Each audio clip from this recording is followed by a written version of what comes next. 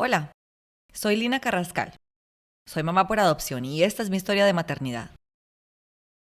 Este es un episodio extra en el que les quiero contar una parte de nuestra historia que no toqué en la temporada 1.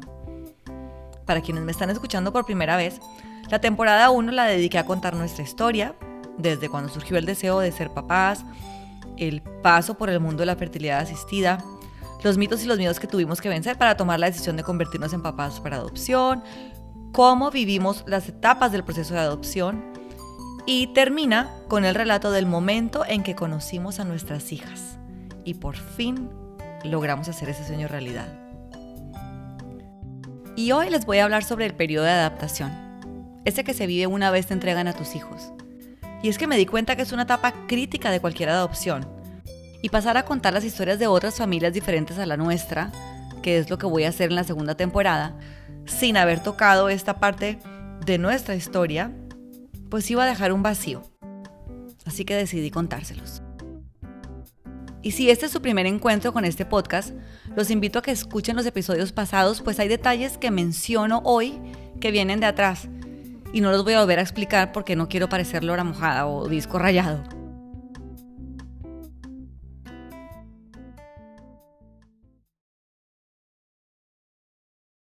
Para recapitular un poquito, el episodio 10 termina cuando me levanto al día siguiente de haber visto por primera vez a mis hijas y de haber llegado a casa con ellas. Nos habíamos dormido los 4 juntitos, contentos, pero a la vez en shock por lo bizarro de la situación. Nos habían entregado 2 personitas que como por arte de magia se habían convertido en nuestras hijas para toda la vida. Y me despierta un sonidito. Era una de mis chiquitas, esa que no había sonreído ni una vez en las más de 12 horas que llevábamos juntos y que a duras penas nos miraba a los ojos. Estaba acostadita junto a mí, aplaudiendo, mirando hacia el techo, y cuando la miro, se voltea y me suelta esta sonrisa espectacular, llena de expresión. Se veía tan contenta y eso me hizo sentir algo que no había sentido nunca. Ahí se me disiparon las dudas que de pronto habían surgido sobre si las cosas iban a estar bien, si estas niñas iban a estar contentas con nosotros y nosotros con ellas. Esas dudas que me hicieron sentir ansiedad por momentos, porque tenía esto por lo que había luchado y esperado tanto tiempo. Y no entendía por qué dudaba. No sé, de cualquier manera le agradezco a mi muñequita esa sonrisa que me lo quitó todo. Y desde ese instante mágico, empecé a disfrutar muchísimo la sensación de ser mamá. Y es que esa experiencia lindísima de la maternidad, que es ver crecer a unas personitas, enseñarles cosas, acompañarlos en su desarrollo, gozar con ellos los triunfos y estar ahí cuando están tristes y todo eso, cuando hablamos de maternidad por adopción, también se vive, por supuesto, pero con esteroides. Específicamente en este primer periodo de la relación, porque te toca ver unos cambios impresionantes en muy poco tiempo. Claro, en los primeros días y meses vimos cambios emocionales, físicos, en ellas y en nosotros. No lo había pensado, pero tiene toda la razón mi señor esposo. Y es que a pesar de no haber tenido 9 meses de relación previa con tus hijos, el enamoramiento se da igual, de una manera tan profunda que te sacude. Es como que te cae de sopetón, como una avalancha de puro amor. Por suerte nuestras chiquitas nos las entregaron pequeñitas y tuvimos una adaptación, yo diría, como de cuento de hadas. Su cerebro estaba en esa etapa en la que por genética se están formando conexiones neuronales de manera masiva, pero es el ambiente el que ayuda a decidir cuáles mantener y de cuáles deshacerse. Entonces teníamos espacio para reacomodar esas conexiones que se habían generado en unas condiciones no óptimas y que se les formaran unas de seguridad y de estabilidad. Nosotros teníamos una cosa clarísima sobre la adaptación. La prioridad en ese momento era la formación del vínculo afectivo. Todo lo que hacíamos apuntaba a eso. Y no quiero redundar, pero es que de verdad siento la necesidad de enfatizar que lo primero de lo primero, de lo super primero y recontra primero, cuando nos entregan a nuestros hijos, es que se establezca un apego seguro. Hola, soy Ana Isabel Moreno, soy mamá por adopción de 2 niñas maravillosas y además soy psicóloga con formación en adopción. Cuando el niño nace, llora, sonríe un poco y es buscando como la atención del cuidador, porque necesita el cuidador para sobrevivir. Y adicionalmente es la forma en que aprende a relacionarse con el mundo. Entonces, de acuerdo a cómo el cuidador cubre las necesidades, el niño aprende que el mundo es hostil o es un lugar seguro, ¿cierto? Y así se empieza a relacionar. Nuestros niños vienen de estar en ambientes inseguros. Y no me refiero a que pueda entrar un ladrón.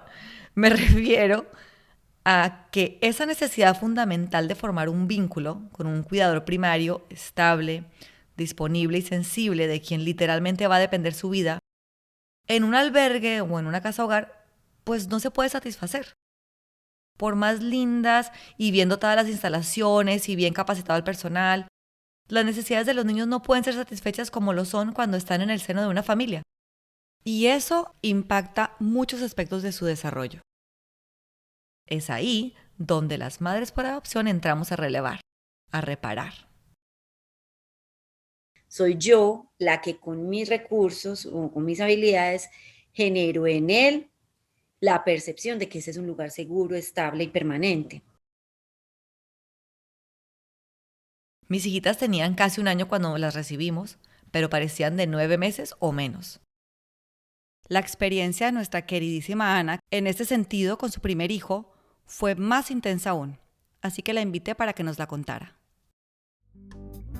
A mí me entregaron un niño de 1 año, él tenía 1 año 10 días, pero físicamente parecía un bebé de 6 meses.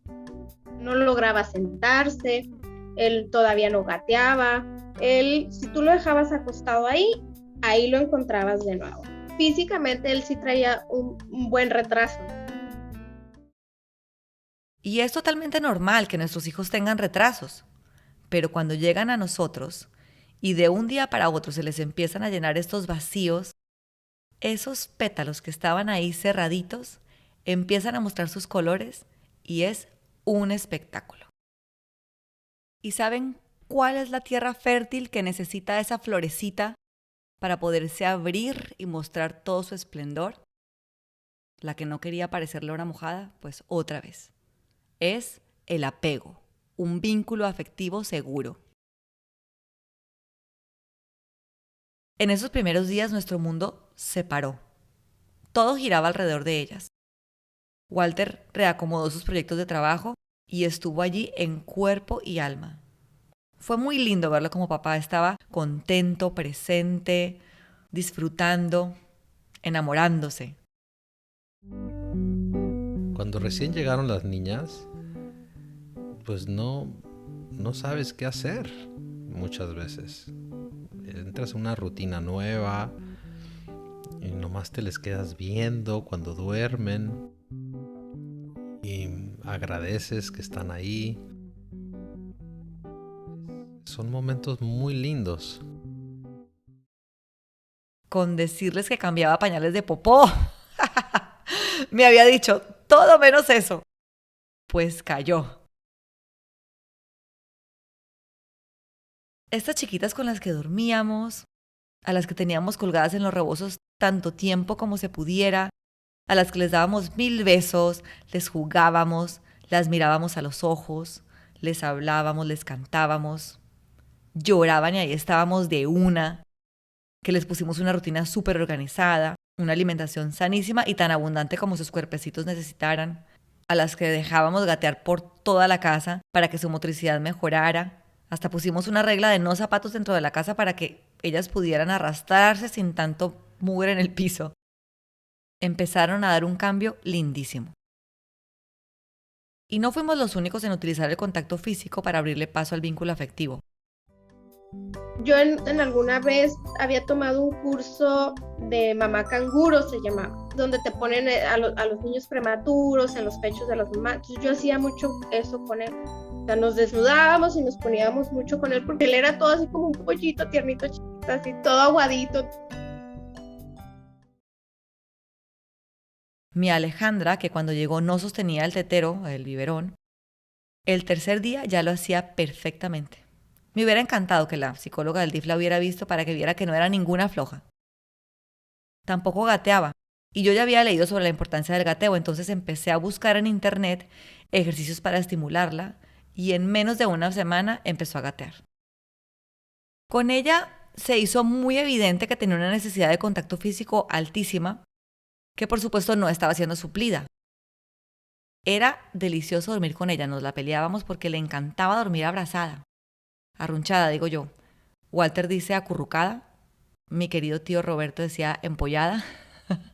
Se entiende la idea, ¿no? Antes de que siga diciendo cosas que suenen medio pornográficas en sus países. Así que a Alejandra este contacto físico que procurábamos en cada oportunidad y todo lo demás, le dio la seguridad que necesitaba para desarrollarse y expresarse. Quien la conoció recién llegada y la ve hoy, se impresiona porque el cambio fue muy grande. La mayoría de papás dirían que estoy loca, pero cuando Alejandra, como a las 2 semanas de haber llegado, empezó a llorar histérica porque me demoraba 1 minuto en darle la comida, yo me puse feliz, porque al principio no se expresaba casi. Así que eso era signo de que ella ya se sentía segura de decir con gritos alaridos, me muero de hambre, mamá y papá, quiero comer. Ojalá hubieran sido así, no se los puedo imitar acá porque la calidad del sonido no me aguantaría. Muchos de nuestros hijos al principio no lloran. Y no es porque, ay, tan juiciosito el niño. No, es porque esa herramienta de comunicación en una casa hogar donde tienen que compartir a las cuidadoras con otros niños, deja de funcionarles, la dejan de usar. Porque aunque lloren, muchas veces tienen que esperar a que sea su turno. Así que cuando ella lloraba con tanta enjundia, para mí era un gran avance. En cambio a Marcela no le gustaban para nada esos arrunches. Lo de ella no eran los abrazos y las caricias y estar muy cerquita de nadie.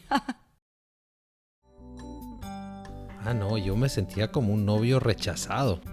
Yo le ponía el bracito así arriba para abrazarla y ella me lo quitaba así, sí, pero viendo para otro lado, ni lo pensaba. Le quería hacer un cañito en la pierna y por poco le pegaba mi mano.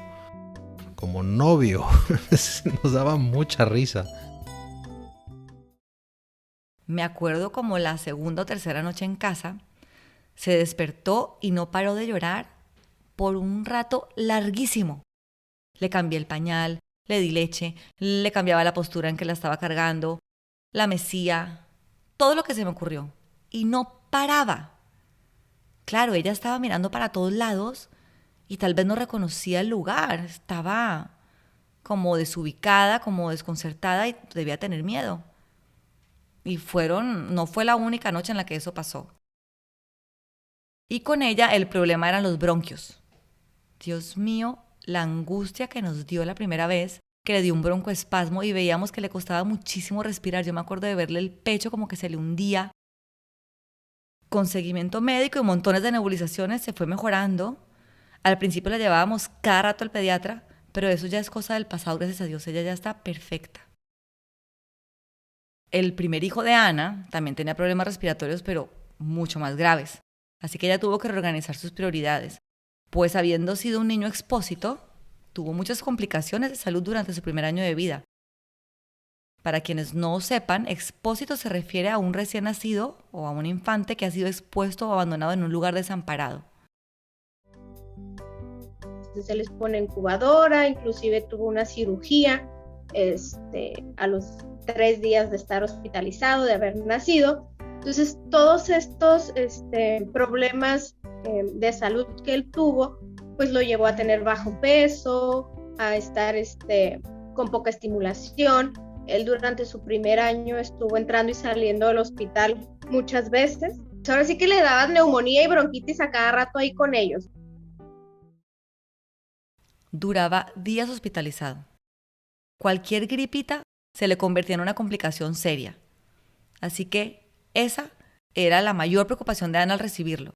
más que el hecho de que prácticamente no se moviera. Encontró un alergólogo pediatra que por fin dio en el clavo con el diagnóstico.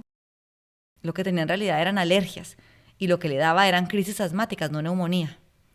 Entonces eso estuvo bien, pero mejor que ella les cuente cómo le fue en su primera cita con ese doctor. Me empezó a poner una regañiza de su hijo, bajo peso, esto y el otro, y Entonces dije, a ver, él acaba de llegar a casa, es un niño DIF, lo acabamos de recibir. Entonces, ok, discúlpeme todo lo que ya, la regañiza que ya le puse. Dijo, vamos a empezar a trabajar. Entonces comenzamos con esa ardua tarea porque eran medicamentos, lo bombardearon de medicamentos. En casa pues hacíamos que el movimiento de pierna, así como si tuviera 3, 4 meses. Empezamos a fortalecer piernas, brazos, que aprendiera a voltearse, porque él no sabía hacer nada de eso. Me salí de trabajar y estuvimos ahí en casa entre la terapia de movimiento y pues la terapia del médico, ¿no? Fue todo un rollo porque me dieron toda una lista el alergólogo. Deshacerme de cortinas, deshacerme de un tipo de sábanas, o sea, no. Si yo limpiaba la parte de abajo de mi casa, él tenía que estar en la parte de arriba. Si yo limpiaba arriba, él tenía que estar abajo. O sea, donde yo sacudiera y eso, él no podía estar. Y lo logró. Estuvo 1 año en tratamiento con el alergólogo y su hijo no tuvo que volver a ser hospitalizado. Y una vez tuvo esta parte bajo control, se concentró en trabajar en el retraso físico que tenía. A los 6 meses, pues nos fuimos a natación, estuvimos en una escuelita, pues de estimulación temprana, y ahí estuvimos al pie del cañón hasta lograr, pues logramos ahora sí que en 6 meses lo que él tenía que haber hecho en todo un año. Él caminó al año 8 meses. Y así como el doctor empezó a regañar a Ana sin saber el contexto de la situación, las mamás por adopción tenemos que ponernos una coraza, porque van a llegar muchas personas a decir cosas inoportunas, como soy diplomática, ¿no? Cosas inoportunas, por no decir. Sí, es una etapa difícil porque la gente te juzga. El niño no camina, pues ¿cuánto tiene? No, pues 1 año 4 meses, y no camina, o sea, y ni gatea. Entonces tú dices, pues no quiere, el flojo, no quiere hacerlo, ¿no? Paquetón. Tú tienes que estar como bien firme porque no puedes ir por la vida diciendo, no, es que el pobrecito pues estaba en una casita, no hay nada que ver, ¿no? A mí los comentarios o críticas me llegaron relacionados con la crianza. Así como les pasa a muchas mamás hoy en día que están tratando de criar a sus hijos de manera respetuosa, bajo modelos alejados de los tradicionales. Pero desde mi punto de vista, hay una diferencia aquí, y es que para nosotras las mamás o los padres por adopción, practicar una crianza respetuosa y ser personas dispuestas y sensibles a las necesidades de nuestros hijos no debería ser opción, más bien debería ser parte de nuestra tarea de ayudarlos a sanar. Porque aplicar una crianza tradicional muy volcada a moldear comportamientos puede significar revivir traumas de nuestros hijos. Además, acordémonos que los comportamientos son manifestaciones de cosas que pasan dentro de ellos. O son, digamos, cosas que aprendieron o tuvieron que aprender por la situación en la que estaban. Ellos han tenido que transitar un camino donde han aprendido unas estrategias y han tenido una relación de apego para poder sobrevivir. Y nosotros, a través de nuestros cuidados y presencia, podemos ayudarlos a reorganizar el chip con el que llegan, pero no podemos borrarlo. Entonces, claro, mis hijas muchas veces tenían reacciones exageradas, como esos llantos ultrapoderosos de mi chiquita cuando me demoraba medio minuto en darle la comida. También hubo unas explosiones marca mundial. Me acuerdo la segunda vez que la subimos al carro en sus sillitas, Marcela no paró de llorar al menos 20 minutos. Pero no era un llanto normal, era una cosa que Walter me decía, haz algo, se le van a explotar los pulmones. Y por más que yo hice todo lo que tuve en mis manos para calmarla, no había manera. Pero como dice José Luis Gonzalo Marrodán, un psicólogo español experto en adopción y autor de varios libros al respecto, La parentalidad por adopción debe ser una parentalidad terapéutica, debe ser reparadora. Es importante aclarar que la gente relaciona trauma con cosas como abuso físico, pero el solo hecho de haber sido separado de su madre biológica al momento de nacer significa un trauma para un bebé. Porque cuando tú estás en el vientre, el niño, o pues vos como bebé, coordinás con el ritmo del corazón de tu mamá y con la voz. Entonces cuando salís es un mundo agreste porque ya tenés que respirar, tenés que succionar, tenés que hacer un montón de cosas y lo mínimo que querés es eso conocido y no lo tenés.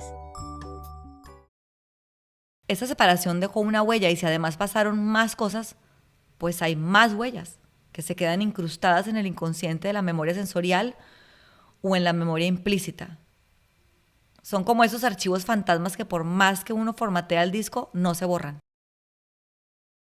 A lo mejor había algo de la silla para el carro, de estar amarradita, de estar en el carro encerrada, de la música que estaba sonando, del olor de las galletas que yo le estaba tratando de dar para calmarla, qué sé yo, que le estaba despertando un recuerdo sensorial que estaba provocando este comportamiento.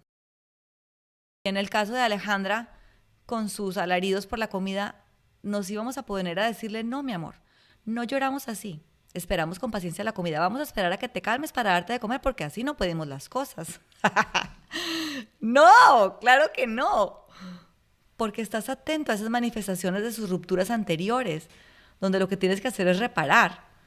Nosotros lo que queríamos era que ellas supieran, que les quedara perfectamente claro y lo sintieran con todo su cuerpo, que aquí sí, como dice Javier García, otro psicólogo español con mucha experiencia en adopción, aquí sí, cuando tú lloras porque tienes hambre te vamos a dar de comer en el instante, aunque me lo estés pidiendo de una manera que no me encante.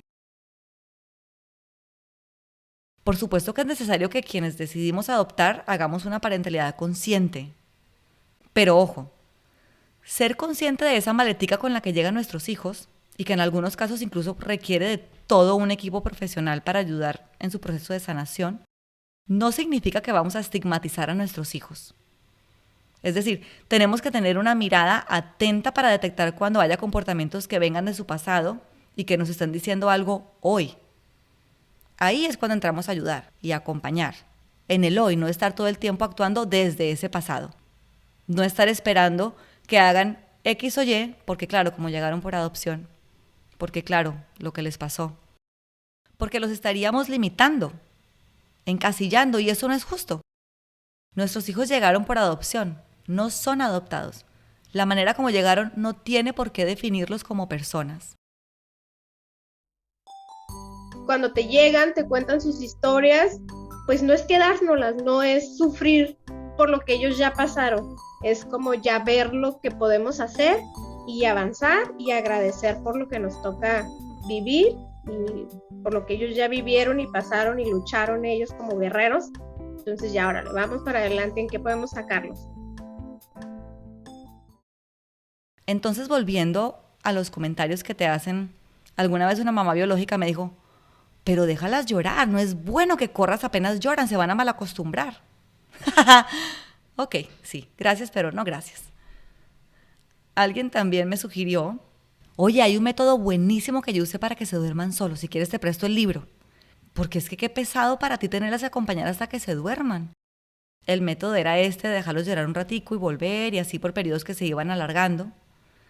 Y me lo decían con las mejores intenciones, no me cabe ni una millonésima de duda. Seguro se me notaba el cansancio, no sé, pero por dentro pensaba, el estrés que les debe producir, que en ese momento tan vulnerable que es la hora de dormir, yo, que soy ahora su fuente de seguridad, las deje solitas llorando. No, aunque fueran 2 minutos, yo no las iba a dejar llorar. Así que por mucho tiempo las acompañamos, si no era yo, era Walter, y nos quedábamos con ellas hasta que se quedaban profundas. Hoy por hoy no es así. Hoy en día, después de su rutina normal de la noche, las dejamos en su cuarto y se quedan dormidas solitas. Porque es que la preocupación de la gente es que se van a malacostumbrar y que más o menos las niñas van a tener 15 años y van a seguir en la cama con nosotros. Pues no, eso no pasó. Si estás acompañando mientras te necesitan, como ya lo dije, ellos perciben que el mundo es seguro y esa seguridad externa, por decirlo de alguna manera, se convierte en seguridad en sí mismos. Y es la que va a permitir que en el futuro tengan autoconfianza y quieran hacer cosas por sí solos, como dormirse solos. ¿Que cuánto tiempo dura la adaptación? Técnicamente pienso que termina cuando se establece el apego. Ana Isabel, a raíz de lo que ha observado en su práctica profesional con familias adoptantes, ha concluido que generalmente los niños pueden llegar a una relación de apego con sus padres por adopción cuando han pasado la misma cantidad de tiempo y un poquito más con ellos que el tiempo que estuvieron institucionalizados o en un ambiente no nutritivo de donde tuvieron que ser retirados. Bajo este parámetro, un niño que pasó 5 años, tal vez de institución en institución, sufriendo pérdidas de relaciones, etc., pueda necesitar un poco más de 5 años para por fin saberse en un lugar seguro, sentir que sus necesidades están cubiertas, para formar un vínculo afectivo sano y para lograr transformar la forma de relacionarse con sus papás y con el mundo entero. Repito, no es científico y más que querer poner un número, quise mencionar esto para que los papás que están pasando un periodo de adaptación difícil o que les vaya a tocar un proceso de adaptación difícil, sepan que puede ser largo, pero que es normal. Que el tiempo que tarde la adaptación no se piense como inversamente proporcional al éxito de la adopción, ni inversamente proporcional a nuestra labor como padres, ni inversamente proporcional al potencial de nuestros hijos. No le puedes poner un límite de tiempo a un niño para sanar. Unos lo harán más rápido que otros y nosotros tendremos que estar allí el tiempo que sea necesario. Pero el resultado al final puede ser el mayor logro que hayas alcanzado en tu vida. No recuerdo el día exacto que me dijeron papá por primera vez, pero hasta la fecha, cada vez que me dicen apá o papá o me gritan y les pregunto, ¿quién es tu papá? Y me dicen, yo soy el más feliz. Espero les haya gustado este episodio. Nosotros nos vamos a Colombia a pasar las vacaciones de verano de las niñas y cuando regrese retomaré el trabajo de la segunda temporada que saldrá a finales de este año 2021. Esperen allí las historias de familias adoptivas monoparentales, homoparentales, familias con hijos biológicos y adoptivos, familias que adoptaron niños de la segunda infancia, familias que hicieron procesos de adopción internacional y probablemente familias que adoptaron a un adolescente. Va a estar súper interesante. Les recuerdo que me encuentran en Facebook o Instagram en @soymamaporadopción. Nos vemos en el próximo episodio.